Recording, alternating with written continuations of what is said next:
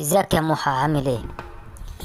ما تشوف لنا يا عم حكاية الواد اللي اسمه مصطفى جابر دوت خارب لنا الدنيا وعمال يتكلم على الفيز المضروبة وبيتكلم على سرقة الاكونتات والكلام ده ويوقف لنا الدنيا وعمال يفهم الناس، واحنا كده مش هنعرف نعمل حاجة ولا هنعرف نشتغل ولا هنعرف نتليل. اقفل له يا عم القناة بتاعته ديت ولا شوف هنعمل معاه ايه.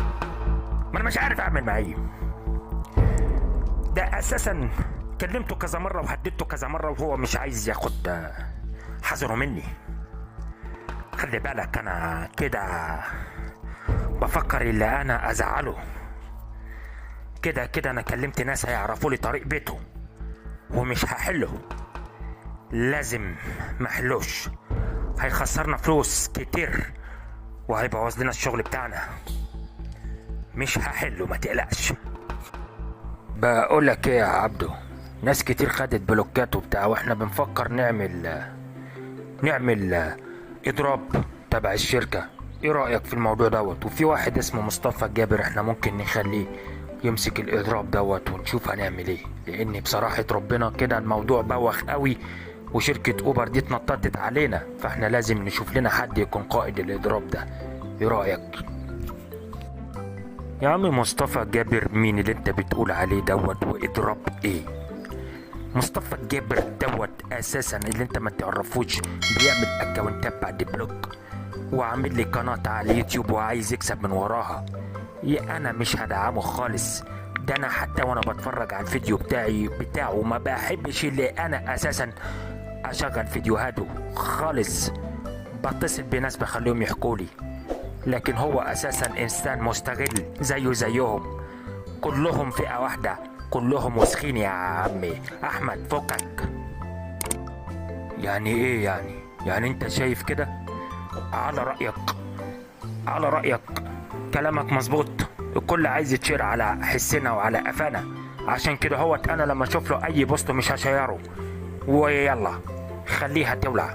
كده خربانه، احنا كده خربانين وكده خليها خربانه. يلا طب احنا هنعمل ايه طيب دلوقتي يا محمد؟ ما هي كلها اساسا زي ما انت بتقول كلهم كده، بس احنا دلوقتي هنعمل ايه؟ ما تفهمني طيب، احنا هنعمل ايه دلوقتي؟ واخدين بلوكات والدنيا واقعه، لازم يبقى لينا صوت. اذا كان ده طب ما تشوف لنا اي حد تاني طيب، اي حد تاني طيب نتجمع كده هوت ويبقى لينا صوت، يبقى لينا صوت. طيب نعمل ايه؟ فهمنا. بقول لك ايه، ما تقوليش بقى ولا نعمل ايه ولا ما نعملش ايه. كلهم ولاد 60 في 70، ما حدش عايز، كله عايز يتشهر ويعمل شهرة على حساب الكباتن الغلابة اللي زينا. احنا كباتن الغلابة اللي كله عايز يتنطط علينا، احنا الضحية، احنا الغلابة. الكل عايز يعمل علينا شهرة اعلامية، الكل عايز يعمل شهرة اعلامية. بقول لك ايه، فكك مش هنعمل حاجة. اهم حاجة اللي محدش يتشهر على حسنا، واحنا مش هنعمل حاجة. طفى دلوقتي الكباتن كلها واخدة بلوكات وهم حتى مش عايزين يساعدوا نفسهم. انت شايف احنا ممكن نعمل ايه؟ ما تحللنا كده هوت. اكيد انت في حل موجود. طبعا بعد الازمة اللي موجودة دلوقتي وازمة كورونا الدنيا ما بقتش كويسة زي الاول يا مصطفى، والشركات وقفت شغل، ودلوقتي بعد ما الدنيا رجعت تشتغل تاني الدنيا واقفة والكباتن تعبانة وداخلين على عيد. ايه رأيك؟ ممكن نعمل ايه؟ والله يا نادر انا حاولت اللي انا اساعد الناس وعملت لهم قناة عندي على اليوتيوب على اساس اللي انا اساعدهم، وبقول لهم يعني لازم يكون لينا اعلام، لان صوتك لما يوصل يا نادر، يعني عايز اقول لك الصوت لما بيوصل اكيد انت كده هوت المعلومة هتوصل للناس، لكن بكل اسف الناس دي مش عايزة تساعد نفسها.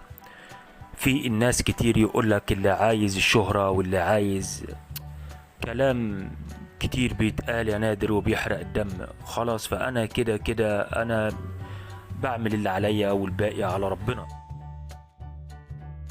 نادر، احنا بقالنا كتير مش عارفين نكلمك، كل يوم بتروح بتيجي من الشغل بتيجي تعبان وبتنام وكده اهوت. احنا دلوقتي في حاجة انا عايز اكلمك فيها. مصطفى صاحبك ده انا متابعة الفيديوهات بتاعته ومتابعة الفيس، في مشاكل كتير اوي بتحصل معاه وديسكلاين كتير وحاسس كده اللي هو في مشاكل كتير ما بينه وما بين ناس كتير. فايه المشكلة؟ احنا مش فاهمين حاجة، احنا ده في ايه بالظبط؟ هو حواراته كترت ليه؟ والله مش عارف اقول لك ايه يا رانيا، بس مصطفى ده عامل له قلق في كل حته. شويه يعمل مشاكل مع شركات نازله تنافس اوبر، وشويه يعمل مشاكل مع العيال الهاكر والعيال اللي بتسرق اكونتات، وشويه يروح قدام مقر اوبر ويصور.